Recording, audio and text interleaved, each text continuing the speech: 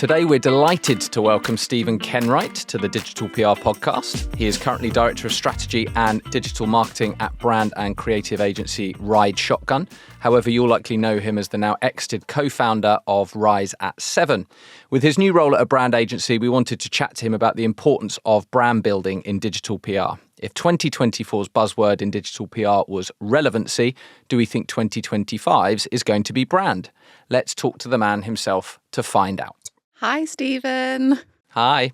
Oh, hello. Nice to be here. Thank you for joining us. Before we start getting into all our questions about brand, would you mind giving the listeners a little bit of an overview of who you are and your career to date? I've been doing digital marketing or marketing of some description for about 12 years now. I started an agency called Branded 3, where we started doing digital PR quite early. I don't think we invented it, but we were certainly early to the party on that front, especially when, we kind of got through that SEO era of no one really being able to buy links anymore and had to find an alternative. So that was fun. I was there for about 7 years. We did some M&A, merged Branded 3 into an agency called Edit, went in-house for a little while. So I've looked after PR teams as well as SEO and web product and paid media teams in-house too. Then, started Rise at 7, grew that quite quickly and sold my stake to my co-founder, Carrie, took a load of time off to be a full-time dad, and then I'm back at Ride Shotgun, You've done so much, Stephen. That's such an impressive CV, and we really, really appreciate you taking the time out to talk to us. So we want to talk to you about brand. Let's kind of start at the beginning, I suppose. So in complete layman's terms, when you talk about brand, what do you mean? And why should an SEO or digital PR be thinking about brand and brand building? Brand, I think, in a nutshell, is really the popularity of and associations that come to mind when the public thinks of a company or a product or a service. And I say a product or a service as well as a company because, a company could quite easily have quite a few brands under its belt. But it's really how often someone thinks about that particular product or service in a purchasing situation. That's kind of brand awareness in a nutshell, but also the distinctiveness of that product or service. So what is it that's the offer? What's different about that company? And what are the associations? When does that brand come to mind? So it's about building popularity, and it's about building associations in the minds of customers about what they think about that particular brand. And when it comes to an SEO person or a digital PR person, why should they be thinking about brand? Well, from an SEO point of view, brand is the single biggest ranking factor and has been for about a decade. It's increasingly going that way as well. So you would possibly have already made the connection that if your clients or your company is on TV, tends to rank better. Those other big brand building activities tend to have a massive impact on search results. There was a study that Tom Capper did on Moz.com maybe 6 or 7 years ago that shows that brand search volumes correlate more closely with search rankings than DA does. And that's Moz who sell DA. So even they are really on board with the fact that brand is a big thing. This is particularly true in the last couple of years where Google seems to be taking really punitive action against websites that aren't brands. If you don't have a noticeable brand, if you're not a recognized entity, you find it a lot harder nowadays to rank. So the days when you could build an entire company like a moneysupermarket.com off the back of SEO campaigns, not really the case anymore. At some point, you have to be thinking about brand and how the work you're doing will translate into that area. That all makes sense. How can someone working in digital PR ensure they're thinking about brand in the right way? It's quite a discussed topic on social media and in the digital PR community. And, we've talked about relevance and is it relevant to the brand, etc. But you're an expert in this. So how do you think digital PR people can be thinking about it in the right way? I think there's a number of a number of leaps that the digital PR industry has to make. So firstly, this idea of relevance, the idea of relevance in an SEO context and the idea of relevance in a brand context are a little bit different. because, at time of recording, we're on the 14th of November and Christmas campaigns are starting to come out. And there's a whole thing about, I think it's Lidl, have done Freeway Cola and put a lorry out there that's got Freeway written on the side, trying to beat Coca-Cola to Christmas. Now, the fact that we immediately think about Coca-Cola at Christmas time and we think about lorries for a brand that sells drinks, that doesn't on the face of it seem relevant, but yet we have several campaigns based on this topic. We wait for this campaign every single year. It's not a campaign about beverages. It's not a campaign that's designed with a keyword in mind. And that's a big shift, I think, for the digital PR space, particularly the SEO space, right? I think digital PRs who've had some exposure to quote unquote traditional PR. And by the way, like if you call it traditional PR, then all the traditional PRs know you're not one of them. You immediately have had to kind of make that connection that those traditional PR agencies made a long time ago when it comes to relevance. But I think there's a few other reasons that this shift's happening and has to happen, and things that digital PRs need to think about. And one of the biggest ones is just how difficult it is to get links now. It's getting more and more difficult all the time because there are layoffs in the newsroom and there are publications writing entire things with AI.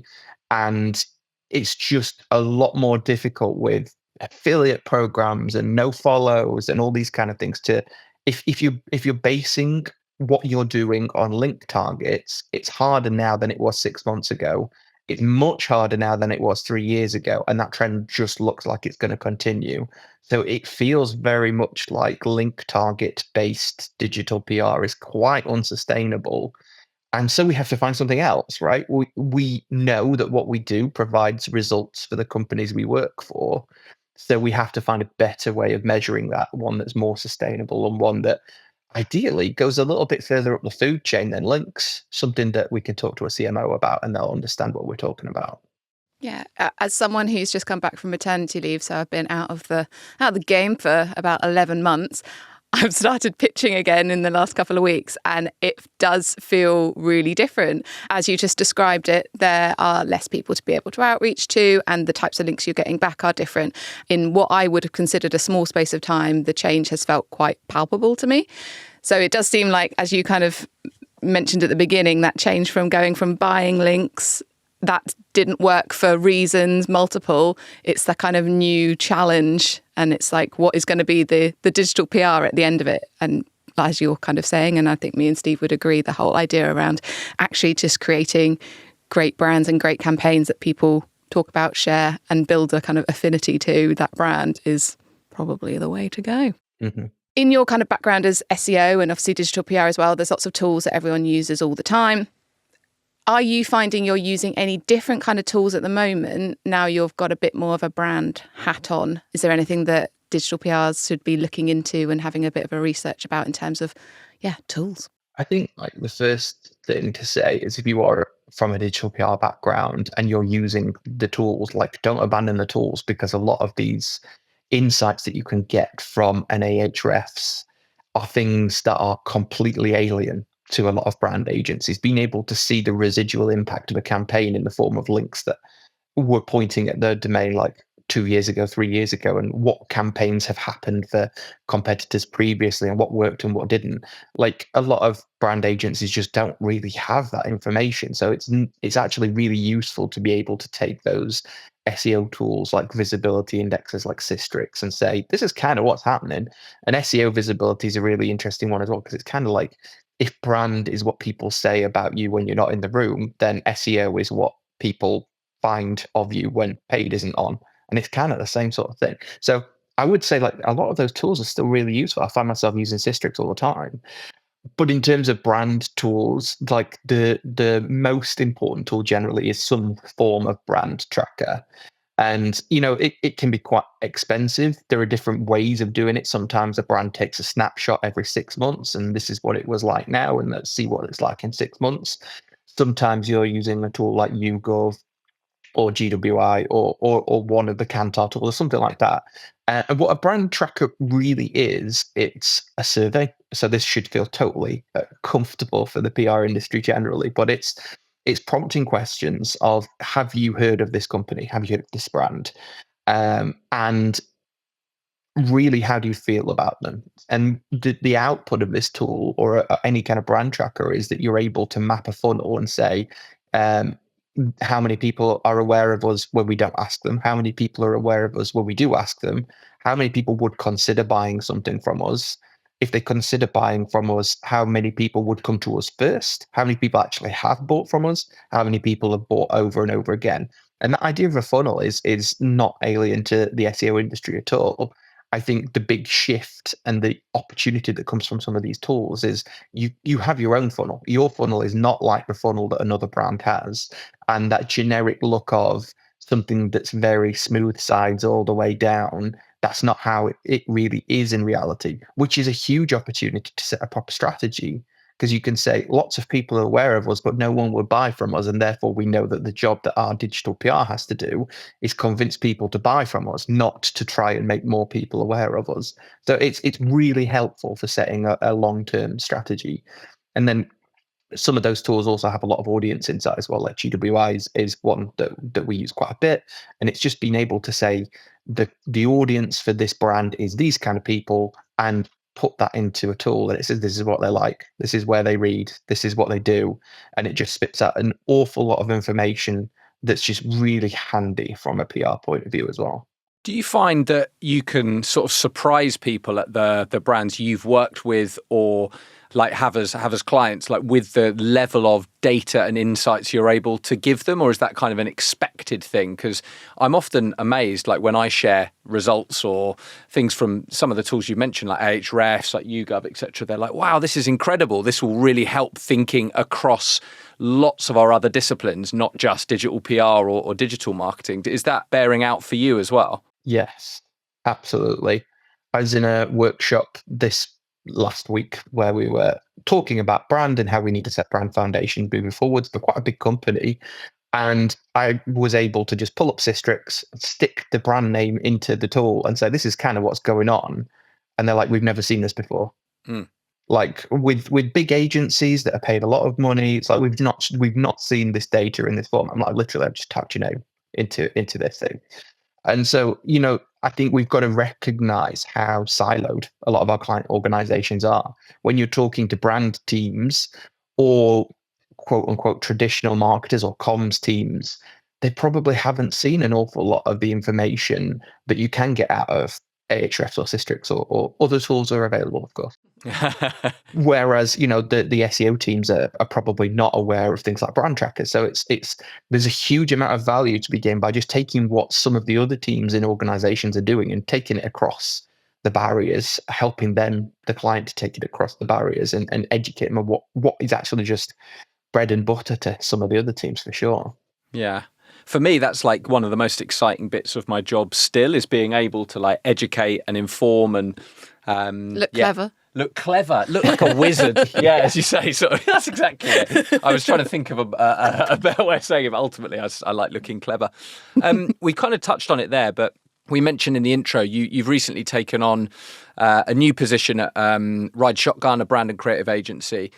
You've come from an SEO background. You obviously have a great heritage in thinking about brand, thinking about search in a different way. But why are you there? What is an SEO like yourself doing there? What does your role entail, and what's kind of motivating you to do it? Again, when we talk about PR, when we talk about any of these kind of disciplines, they're quite big terms, and the agencies that are in those categories do quite a lot of different things. So what Ride Shotgun does a lot of and does more of than anything else is creative production, which means videography, it means photography, it makes ads, but it makes ads for social, it uses AR, VR and all these kind of cool things to make stuff. And that's the heartland of the agency. And from the agencies I've been at previously, we've had, the good data that we've been talking about that gives us some good insights, and we have some really good ideas. And then we go and pitch an idea to a client. And we don't really know if we can do that. Like, we don't know how that's going to come to life. We make it happen because that's what we're really good at, just making it happen. But as soon as the client's gone, yeah, all right, we'll do that, we then have to find either a freelancer or a production agency like a Ride Shotgun to be able to come and make this happen for us. And we don't know really how it works. And for me, that was a huge opportunity, just being able to understand, like, when I'm going to pitch an idea to a client, I can cost it before I pitch it. I know it's feasible before I pitch it, but also I get to talk to some experts who say, have you thought about doing this instead? Because some of the things, like I think of some really, successful campaigns we've done in the past that we could have done a much better job of if we used CGI, for example, and generated that thing using a computer, which is really normal for a production agency. And just the way that they work is so different.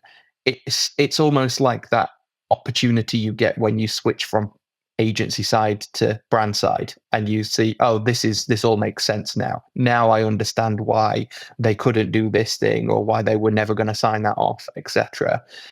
So for me, it's a nice opportunity to be able to see how everything gets made, and particularly because it's not just Google anymore. The agency has been for years making video for YouTube, for TikTok, etc., etc. And so this ability to be able to not just say you should be doing something about TikTok, but actually, and also we can do it for you, and this is how much it costs, and you can use our 40,000 square foot studio in Leeds, or the one in Portugal in case we need a sunny day, that kind of thing. It's just it gives us the opportunity, I think, to do the end-to-end bit that I've not been able to do in previous agencies quite so well. But like I said, you make it happen. It's just, do you understand? I like learning stuff. That's the crux of it. That would be the answer that I could give in 10 seconds instead of the rambling that I just gave you. I think the rambling was great though, Stephen, genuinely, because it gives great context, and you can tell how motivated and excited you are about the new role, and learning new things, constantly learning new things, which is great to hear. A little bit of a chance to review the industry for a second. And also, I want to say, actually, Rise at 7 was such a big shift for the digital PR industry, and you were very gracious to say you didn't invent it. However, I would say that yourself and Carrie made it the kind of industry and the kind of profitable industry that it is now from the way that you went about it. And I think, so it's an amazing thing that you guys achieved.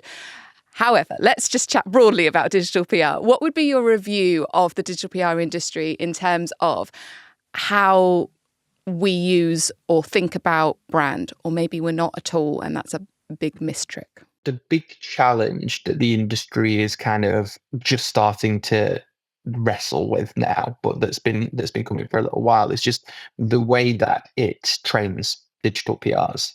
Because the way that the industry has grown, there's been a real arms race to get a lot of digital PRs into the industry as quickly as possible.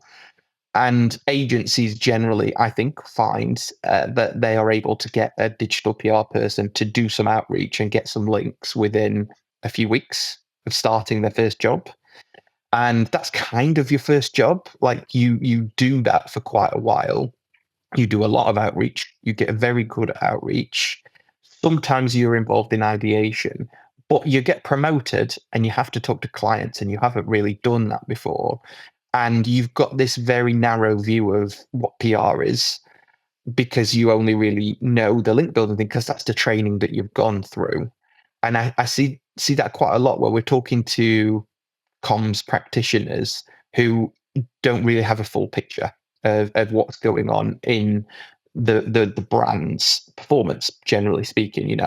Links are important, right? So links are still important, and links are probably going to continue to be important, more in some industries than others, but certainly going to continue to be important. I do think that we've trained a lot of digital PRs very quickly and missed some of the things that are going to really help them in their career. And that's sort of like starting to cause problems for those people, particularly in the industry at the moment. So I think that kind of the fundamentals of client service and understanding marketing more broadly, and just commercial stuff like how does the company I work for make money, those kind of things are kind of missing off the training at the moment. Not always, but that seems to be the general trend in the industry. I don't think it's all doom and gloom though, right? Because I think that what we have done a very good job of is bringing creative people into the industry who are really good at solving problems, right? They've got a really good way of approaching any particular challenge. And that's the fundamental skill. It's like how you go to university, not to learn the thing that you do at university, but to learn how to deal with deadlines and manage your own money and, socialize over alcohol and all that kind of stuff.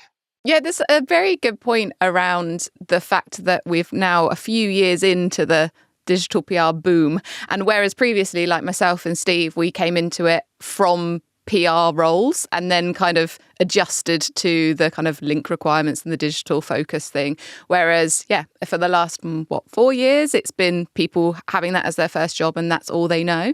So it is interesting to maybe see the kind of impact of that playing out. And it's a point I haven't really heard anyone else make recently in terms of, are we kind of training around just the basics of here's how to pitch, here's how to get a link, here's how to make a campaign? Well, it's true because it's the way that agencies make money, which, by the way, is not a bad thing. Like, agencies have to make money. That's what gives people jobs. That's you want your employee to make money. Believe me, because I've been at employees that haven't made money, and I know the results of that. You get made redundant. But that is how the agencies make money. And I think one of the trends that's really bearing out from that at the moment is the whole decline of campaign digital PR and massive shift and emphasis on reactive PR. And there's a couple of big reasons for that. One is campaigns tend to require multiple people. You maybe have some kind of research, maybe you do that yourself, but you probably have a designer, you probably have a copywriter or developer, and several people who are coming together with a project manager of some description to make this campaign happen over a period of 2 or 3 months. And that's quite expensive in comparison to you're a PR exec. You could talk to the client and say, I've got an opportunity to put a comment in this particular publication. Can you give me 2 sentences? Yes, I can. Like, that's profit. There's a lot of profit in that compared to what there is in a campaign.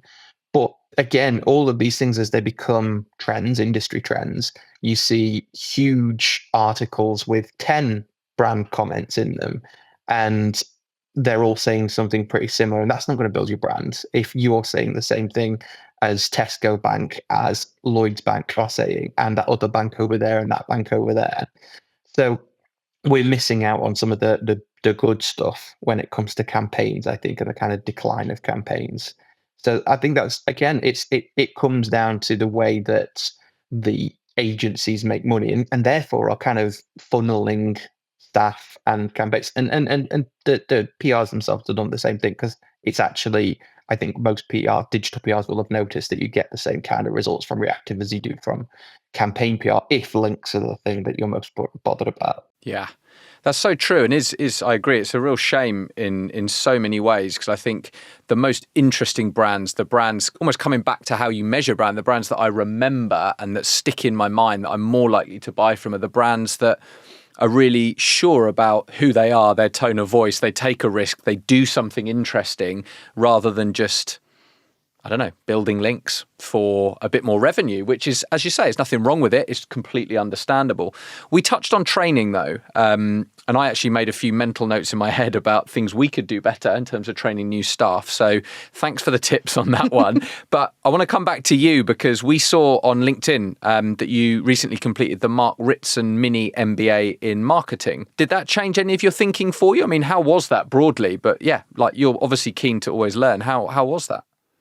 I would recommend it. I did the mini MBA in marketing and the mini MBA in brand management as well. I would recommend it. Personally, I did it because I'm not a trained marketer. I have a master's degree in Shakespeare. I do not have a degree in marketing. And that means that what you do at university and what you do in that kind of formative education is learn a lot of theory. And that kind of feels like you don't need it early on in your career. And you probably don't, because you're doing something quite narrow. But as time went on, I found that I was kind of making stuff up as I went along, and the things like the mini MBA, and again, there are some other good courses out there. I did like Mark Ritson's one. I found that we were talking. It was talking about concepts that I've been using, but not really understanding why I've been using them, and the real value of it. And I think the value of it to someone in the digital marketing space, especially, is just being able to make your language a common language with trained marketers, because trained marketers tend to be in bigger organizations, the one with the budget, the one that is the CMO, the marketing director, or whatever. So being able to use the same kind of terminology, pull out the same kind of diagrams that they're used to, even though you're not really changing anything that you're doing. It's being able to hang with those people that I think is the value of those things. So I did find it really helpful. I did learn a bunch of stuff. I felt like I knew quite a bit of it. Didn't know why I knew quite a bit of it, but that's just kind of the things that you pick up when you're in meetings, right? So it was handy from that perspective, but it was really handy to be able to say, this is why this works, and this is why we're doing the thing that we're doing. Yeah, that's really interesting. I'm going to look into it for myself because I'm not a trained marketer. Similar to you, Stephen, I've got a master's degree in, I think, comparative literary studies, which was great, but didn't teach me anything about marketing necessarily. But it comes back to your point from a while back that you were saying, when you see it from almost like the brand side, you understand why, maybe this is why I couldn't sell in that idea because I wasn't maybe talking in the right way or thinking about it in the right way. So that's really, really interesting. So I'm making quite a lot of notes here, which is great. With performance marketing, particularly paid media, you have a very clear ROI where it's like you pay for this and you get this in return. And PR often gets said that, what's the ROI? And the same thing kind of happens when you talk about spending on a brand. How do you measure brand work? What's your advice around that? Returning to those brand trackers, that's one of the most useful tools for doing that, because it gives an idea from real people about what they're going to do and not going to do. So if we can, if 20% of people would consider buying from us or have bought from us in the last year, and we're able to shift that to 30% of people have bought from us in the last year, there's a really clear commercial impact from that. The ROI of performance marketing is a really interesting one because we think it's a lot clearer than it is. We know that we spent something, but the tools all attribute things a little bit differently. Facebook says it was the reason, Google says it was the reason, and Google can't even agree between Google Ads and Google Analytics either. So it's not really clear what's happened to the degree that we think it has. And just the scale of sampling and the number of visits that are obscured since Safari started doing its thing, and et cetera, et cetera. It's just not as clear as we think it is. It used to be more clear, right? Cookie driven analytics made things quite easy when everything was desktop and it was all very straightforward. And that's just not quite the case anymore. There are a lot of really useful studies, and the most famous one being The Long and the Short of It by Les Binet and Peter Field, which really just says this is the optimum way of doing this. It's not an all or nothing. It's not a you should do this instead of doing this. It differs from industry and it differs from the life cycle of a brand as well. When you're first starting, if you are a startup, you probably want to be spending on performance marketing quite heavily because you're capturing some demand that you've spotted that there is in the market. And so you can grow to a certain stage very cost effectively by spending on performance marketing stuff.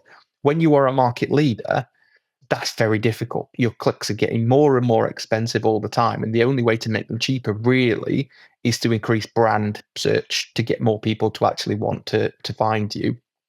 There's a really interesting study that ITV did a couple of months ago as well, with when brands are actually spending on TV. And I know ITV obviously is going to be biased here, but data. So when brands are advertising on TV, they actually have a higher quality score on their PPC ads. So they show up first more often than brands that aren't doing that. It has such an implication on your performance marketing that it's just not an all or nothing thing. It's really difficult to attribute the full funnel. Like so many brands, the majority of brands can't do that. And it's only some, I've got a couple of clients who are doing something way too fancy to allow agencies access to with first party data platforms and all that kind of stuff. But generally speaking, we've got to work with what we've got, and we've got to have an enormous budget for measurement if we really want to measure things using econometrics, for example. So I appreciate that's a bit of a woolly answer. But what I would say really is that measurement of brands using things like brand trackers is not really any less accurate, and arguably more accurate than things like Google Analytics, but they're to be used in conjunction. It's when you have Google Analytics, it can tell you what happened over the last 30 days, and a brand tracker can tell you why it happened that way. With the brand trackers, am I right in thinking that, and they're quite expensive, is it something that small, medium brands can access, or is it just one of those things you just have to pay for and that's the price? You can do it yourself, right? Because it's a survey. So if you are looking at how a brand tracker typically works, the things that make them expensive are it's got a nice interface or a nice-ish interface, so that's good. But they're recruiting a bunch of people to answer a question or a set of questions. And because the brand trackers tend to be updated fairly frequently, they're doing that all the time. So that's why it's expensive. If you want to get into this kind of thing early on, you can just do a survey. You can do the same kind of survey that you would do for PR and design the questions in a way to get a snapshot of how your brand's performing. So you're really asking, if I wanted to buy product X, which is a thing that I sell, what's the first brand that comes to mind? Name the brand. What's the second? What's the third?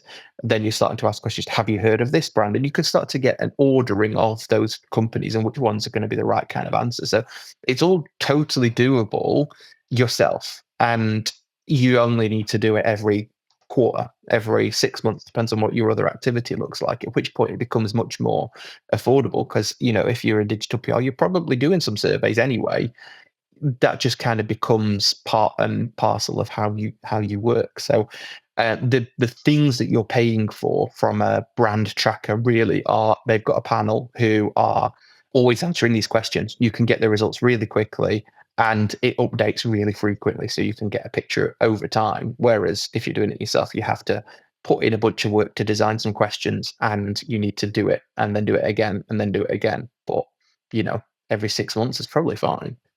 Yeah, that's so true. Like you're right in that PR people are so used to surveys. That's not an alien thing for them at all. But I would also encourage digital PR people or PR people generally, if they're not doing it themselves, they should be asking the brands they're working with, "Are you doing this?" If so, share with us. We get a lot of great intel from our clients, don't we, about who their audience is, how they're thinking about them, which helps us to plan ideas beyond just kind of our keyword analysis and our interpretation of what's going to work for them. So it should be a combination of the two. I want to bring us back to Google, though, because your working life isn't so revolved around Google these days, which is probably a very nice and good thing.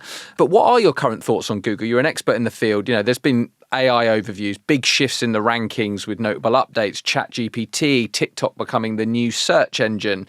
Will its dominance, in your opinion, start to decrease? Is that already happening? What do you see as the future for Google? It's a big question, I know.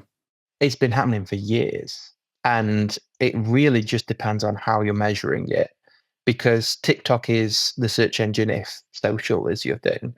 But I would argue that 10 years ago, you stopped going on Google to find a cheap flight. You started going on Skyscanner, and that was your search engine. And you wanted a used car, Auto Trade is your search engine. And you wanted some used products, that was probably going to be eBay. So these search engines have been fragmenting for years and years. You can usually get a good indication of what Google's most worried about at any point based on what products they're launching. So, they launched a job search engine just as Indeed was becoming the search engine for jobs and that kind of thing.